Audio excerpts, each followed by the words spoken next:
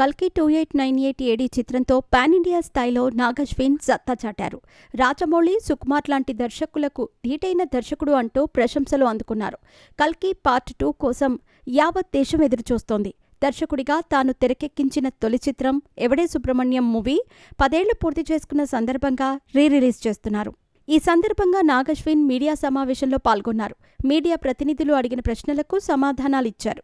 ఈ క్రమంలో అనేక విషయాలు ప్రస్తావనకు వచ్చాయి. కల్కి చిత్రం గురించి కూడా మీడియా ప్రతినిధులు ప్రశ్నించారు. కల్కి సెకండ్ పార్ట్లో ఎక్కువగా భైరవ, కర్ణ పాత్రల గురించే ఉంటుంది అంటూ నాగశ్విన్ తెలిపారు. ఇటీవల నాగశ్విన్ తెలంగాణ ప్రభుత్వానికి వ్యతిరేకంగా ఒక ట్వీట్ చేశారు.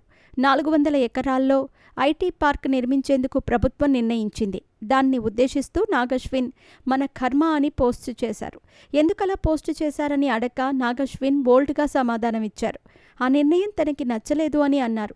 ప్రభుత్వం ఎంచుకున్న 400 ఎకరాలు చాలా పచ్చగా చెట్లతో ఉండే ప్రాంతం. ఐటీ పార్క్ డెవలప్ చేయాలి అనుకుంటే ఖాళీగా చాలా ఐటీ పార్కులు పడి ఉన్నాయి. వాటిని డెవలప్ చేయొచ్చు. ఇప్పుడు కొత్తగా మరో 400 ఎకరాల్లో చెట్లని ధ్వంసం చేయాల్సిన అవసరం లేదు. ఇది తన అభిప్రాయమని నాగశ్విన్ తెలిపారు.